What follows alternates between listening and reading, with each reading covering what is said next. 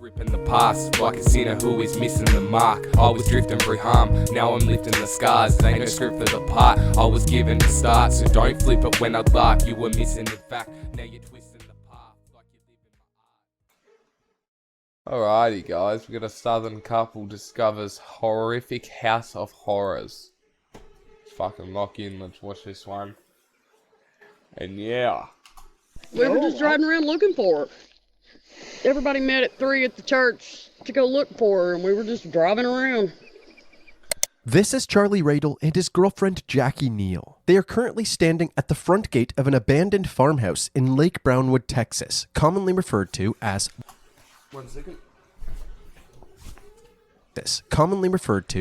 the haunted house. Moments earlier, they Brownwood, Texas, commonly referred to as the haunted house. Moments earlier, they placed this call to 911. 911, what's the location of your emergency? I have no idea where I'm at. I am in the middle of nowhere. We were looking for Shantae Blankenship. Okay. We found her. You okay? Does she need any medical attention? Is she alive? She's dead. We were looking for Shantae Blankenship. Shantae Blankenship had gone missing 2 days earlier while out on one of her usual evening walks. Her family quickly became concerned because Shantae could not read or write more than a few words. She could not drive, hold a job, or live independently. After receiving this call from Charlie and Jackie, who were helping search for Shantae, officers were immediately dispatched to the haunted house, roughly 5 miles away from where Shantae lived. They told the officers that when they arrived at the house, they quickly noticed fresh tire tracks in the dirt. There's good tire tracks that just dead end at the gate and back out.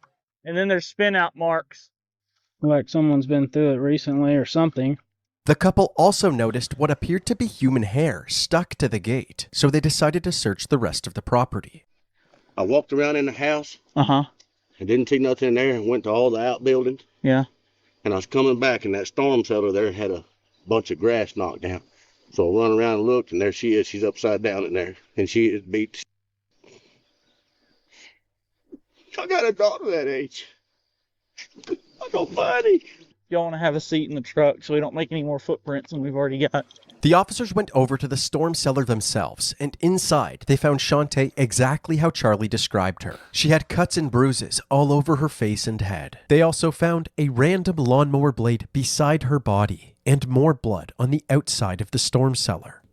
And there's blood spatter on that brick, so you know she's bleeding good. It was clear that something horrific had happened to Shantae. The officers immediately secured the scene and performed a search of the property, starting right outside of the gate. In addition to the tire marks and the hair on the gate, there was also a trail of colorful bracelets scattered on the ground leading up to her body. Here's another pink man right here, John. Shantae was known to wear these bracelets on her arm, but it was not yet clear why or how they had come off. Leading up to the storm cellar, more hair was found. The hair was later confirmed as Shantae's. When the coroner examined her, they determined that the cause of death was blunt force trauma to the head, likely from the lawnmower blade found at the scene. They noticed that in addition to the cuts and bruises on her head and face, she also had bruises on her neck, arms, and legs. They also found male DNA on her body. But perhaps the most perplexing injuries were the jagged lines on her chest. No one had any idea what could have caused this type of injury. Since Shantae went missing on Friday the 13th, and her body was found at the haunted house, they wondered if whoever did this had a strange fixation with horror. While investigators continued processing the crime scene, officers went to the North Lake Church to inform the search party that the investigation was now a homicide. And this is the church, North Lake. Pastor? How are you, sir? Hey, folks, could you have your attention just a minute? If you believe you have information that will assist in this investigation, I ask you don't discuss it with anybody else. I want your recollections to be your own. We'll be speaking to you as we get to you, all right? Several people at the church said that on the day Shantae went missing, they had seen Shantae's boyfriend John Adams pick her up at the Monte Carlo Cafe before they returned home together. John then left for work at about 6 p.m., the same time that Shantae went on her daily walk. Why are we only just finding out 4 minutes into the video that she's got a boyfriend? He then met up with her friend Caitlin, and the two walked together for a couple of hours. Her grandpa called her right before we got to the end of the street. Said, "Hey, it's getting dark." She's like, "It's okay, Papa. I'll be home soon." Caitlin said this phone call was around 8 p.m., which Shantae's grandfather later confirmed. She says, I'm walking. And that's all she said. And that's just about that. After the call, she and Caitlin said goodbye to each other and parted ways about half a mile from Shantae's house. She was laughing and just took off running. Down the road. Yeah, down the road. It seemed that Caitlin was the last person to have seen Shantae alive, so the detectives were initially suspicious of her. But by the end of the interview, it was clear that she played no part in the murder. However, she was able to give them another lead. She told me Colin told her to meet him in the shed behind his house that night and not to tell anybody. Whoever Colin was, it now seemed that he may have been the last person to see Shantae alive. So the detectives asked around to gather more information about him. They found out that Colin lived right around the corner from Shantae. He was in his early 20s and did odd jobs around the neighborhood, which included mowing lawns. Sometimes Colin and Shantae would go on joyrides together. He used to ride around with them and stuff, and he used to just do stupid stuff, and he firing up drunk. The detectives decided to go to Colin's house to get his side of the story. How you doing, sir? I'm Jason Shea. I'm with the Texas Rangers. What's your name? Colin. They asked Colin when he last saw Shantae, and he said that he saw her from afar as she passed through the neighborhood on her usual evening walk. But, probably around, the last time we seen her, it was around 6:37. They then asked if the two had any sort of romantic relationship. According to Colin, Shantae had unrequited love for him. I had to change my number because she would call it from 6:30 in the morning to midnight at night. Just call, hang up, call, hang up, call, hang up. Like a high school girl. Yeah. Did y'all have any type of physical relationship at all?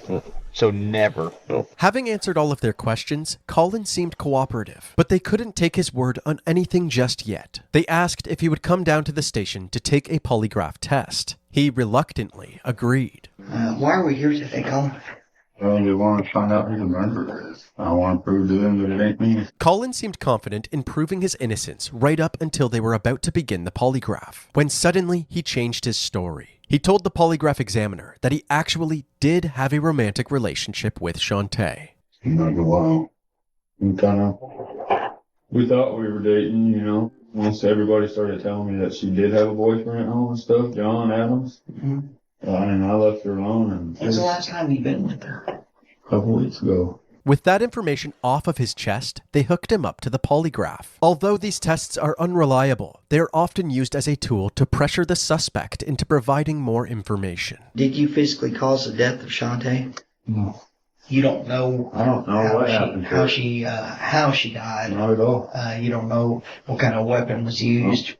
After the test, the examiner broke the awkward news to Colin. Okay. I've done a lot of these tests, and I'm looking at this, and I'm showing deception. Okay. I'm telling you right now that something is causing issues on this, and I want to get down to the bottom of it. If you didn't kill her, I have no idea. I didn't do it. Bottom line. As Colin continued to be criticized for his poor test results, he became more and more defensive. Thought we were done. Well, you still want to cooperate, right? Yeah, don't make me out to be the bad guy here. We're in a serious problem. I will hire a lawyer. Hey, I don't give a one way or another if you're gonna hire them. Do not sit there and try to threaten me with I'm gonna hire a lawyer. You're the one that's in here cooperating, are you not? Yes, sir. Okay. I thought you said we were done though. Okay. Go ahead and put your hands together, please. I thought you said we were done. I'm sorry. Where did you stay that night? On the couch in my brother's living room. Fall asleep watching basketball game. Shortly after, the detective spoke with Colin's brother, and he, along with several other family members, confirmed Colin's alibi. This wasn't the strongest alibi, since all of the witnesses vouching for him were part of his family. But for now, they hit a dead end with Colin and decided to move on with their investigation. The detectives looked into several more persons of interest as well, including Charlie Radel and Jackie Neal, the ones who found Shantae's body. They wanted to know what inclined this couple to go out into the middle of nowhere, 5 miles away from where everybody else was searching, where they happened to find this obscured abandoned house. So they invited them both to the station and interviewed Charlie first. Do you go by Charlie? Everybody don't go by Chap. Chap. Okay. CFJP. Apparently, Charlie had seen Shantae around noon on the day she disappeared. Friday, what was she wearing? What was she wearing? A white shirt with kind of faded Daisy Duke shorts on. He told the detectives that when he and Jackie heard that Shantae was missing, they immediately hit the country roads to look for her. We said a prayer for Shantae's safe return.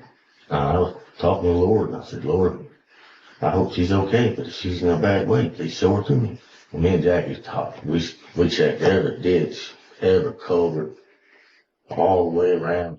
He then said that he had once heard about this haunted house from his kids and thought that perhaps Shantae had gone to explore it and something bad happened. I walked over to the galvanized gate and I propped up on it from looking at that house. And Jackie, she comes up behind me. She pointed with her foot. She said, what is that? So I got down close to it and I grabbed it. I said, Jackie, that's human hair.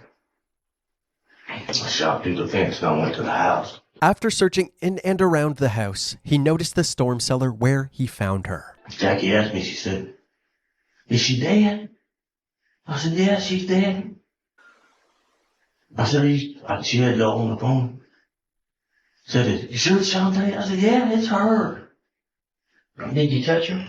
No, I didn't touch her. Why do you think somebody would kill her?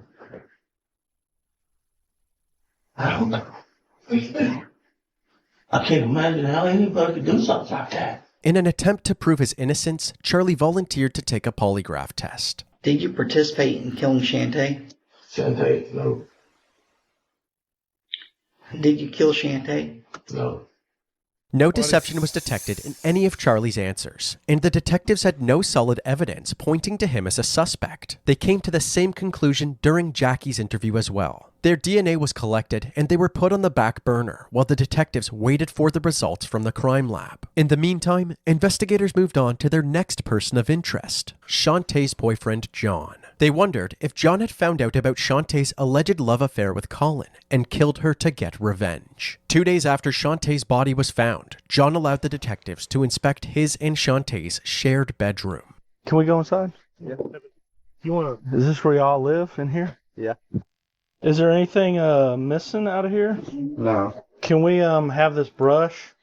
I'll dump this out.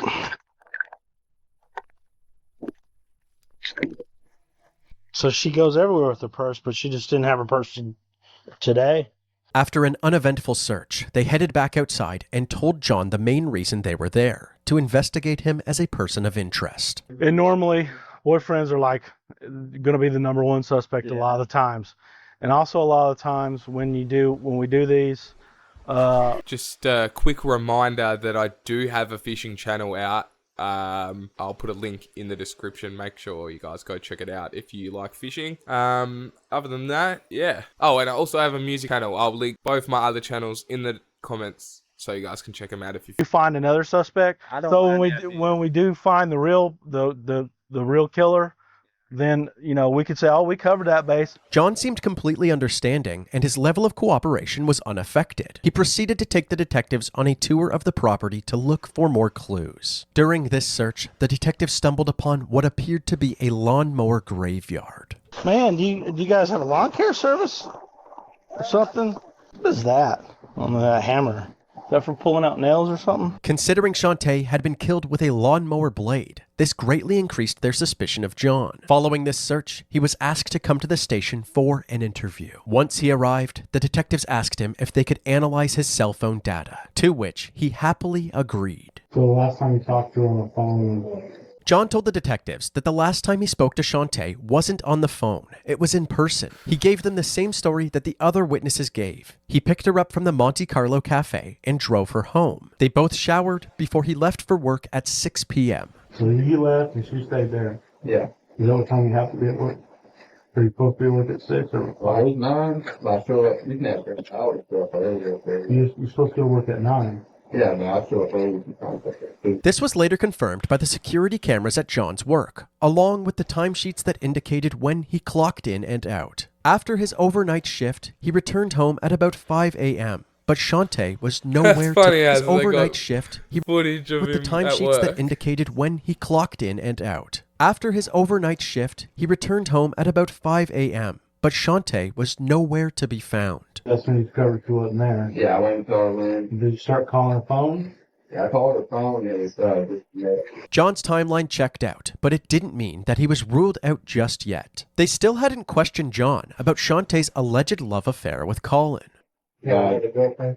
Huh? Do you have another girlfriend? No. You want to go to the top thing that you no. I'm a faithful man. I'm always. Did she ever tell you that she had been sexually intimate with anybody else? Never say anything about that. I've asked her. To say no, or she just avoid the conversation? Avoid the conversation and say no. The detectives revealed everything Colin had told them. John claimed this affair was news to him and seemed emotionally affected by it. Following this interview, John was free to go. There was no reason to label him as a suspect until the investigators looked through his cell phone data. It turns out that there were several messages John had deleted directly before heading to the police station. So the detectives asked John to come back to the station the next day, and they immediately confronted him about the messages. Or do you delete your text messages? Yeah. Okay. And apparently you deleted some yesterday before you showed up. That was way early. No, that's not what these text messages that you deleted. And you know what I'm talking about because you even told somebody, hey, my phone's clean. Eventually, John gave another explanation for the deleted messages. I smoke weed and I just don't want that. That's the only thing that would be in there. Apparently, John deleted some incriminating messages between him and his dealer. The detectives weren't buying it, so they applied more pressure, trying to get John to confess. However, just like last time, they had no choice but to let him go. And after looking further into the deleted text messages, it turns out John was telling the truth. But the detectives weren't done with him just yet. They reached out to John and Shantae's inner circle to see what dirt they could dig up. Apparently, John's jealousy had affected the relationship on more than one occasion. For example, one of Shantae's friends, Bitsy Hobbs, was able to recall overhearing a fight between the couple. That's my last name. No. You said I'm your boyfriend, and I have a right. She said, no, you don't. You do not have control over me. I'll see whoever I want to. Well, no control over me. You cannot tell me what to do. Well, went on cussing.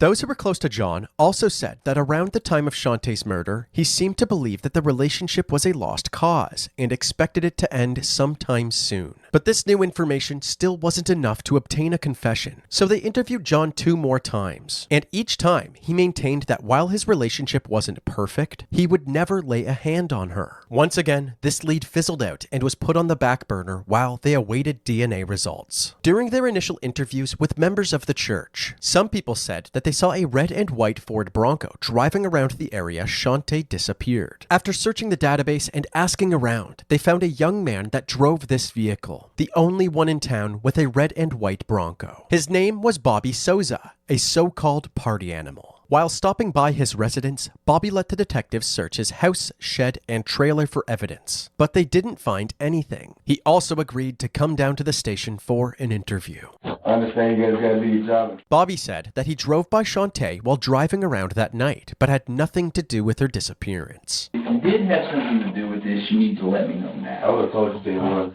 He explained that he was at a party at the time that Shantae disappeared, and that his fellow partygoers could vouch for him. Following this interview, the detectives were easily able to confirm Bobby's claims, crossing a potential suspect off their list. This list was actually much bigger than the 6 names you see here. Throughout the entirety of this case, there were dozens of leads, and the detectives looked into every single one of them. They even investigated the pastor of the community church at one point. None of these leads panned out. To make matters worse, the DNA results came back and none of the suspects were a match, and nothing in the CODIS National DNA database matched either. Days turned into weeks, weeks turned into months. Shantae's pink-decorated funeral came and went. All the while, the killer roamed free. Hopes to bring this monster to justice slowly faded, and trust in the neighborhood faded with it. Somebody knew what happened to Shantae, yet nobody came forth. One day, in 2017, a retired Brown County investigator was watching a true crime show and learned about a brand new DNA technique.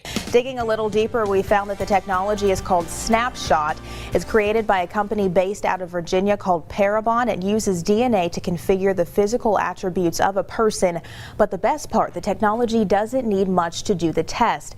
As little as 1/13 of your saliva from a sip of a bottle of water is enough to make a profile. He told Brown County Sergeant Scott Bird about this new technology, and after convincing some colleagues, funding was approved. The authorities submitted the DNA to the Parabon Nanolabs in Virginia, and 5 months later, they came back with this profile. A Caucasian man of Northern European descent with blue eyes and brown hair. Law enforcement immediately posted the image online, hoping that somebody could point out who it resembled. As the image was shared between Shantae's family, her half-brother Cutter immediately thought of someone, his high school bully, Ryan Riggs. The resemblance was uncanny. Ryan had just started working in lawn care around the time of Shantae's disappearance. He was also a member of her church, and not only did he help search for her, but he even came to her funeral. Although he didn't enter the building, he waited in line, got to the front door, flipped through the service program, and then left.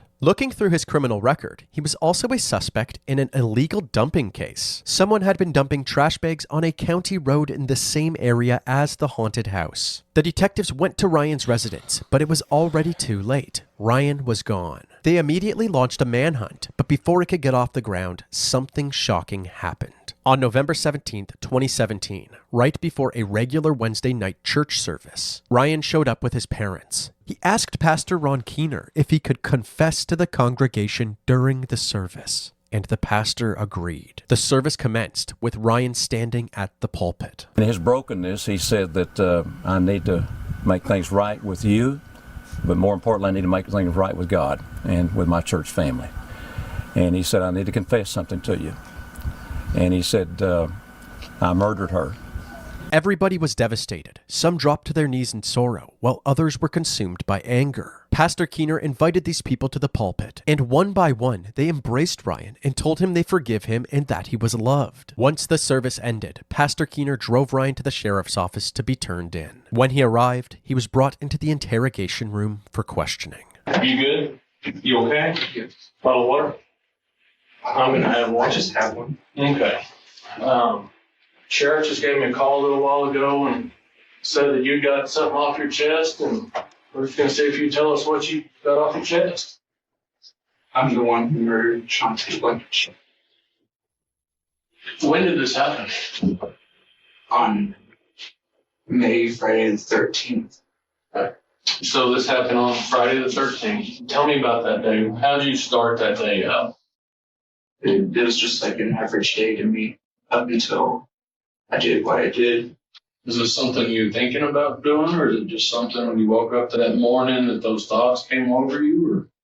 Well, before I had seen Shantae walking, I decided to go for a drive in my truck, because sometimes I just like to drive around the community and blare loud music. And whenever I was driving and I had seen her, just immediately it was like something else had come over me. So she just happened to be in the wrong spot? You think it's just you saw her and knew her and thought, this is somebody that'll work for this? Do you know? It's like I didn't have any thought process at all. My eyes were watching me do what I was doing, but there was no thought behind it. Just one evil. Where did you find Shantae that day? She was walking past the mailboxes, and I had stopped and asked her if she needed a ride, and she got in my truck, and I asked her if she was going home. She said no. I asked her if she wanted to hang out. She said yes. The two drove around the neighborhood for a bit before Ryan pulled over in a secluded area. When y'all were sitting in the truck talking, what are y'all talking about? Music?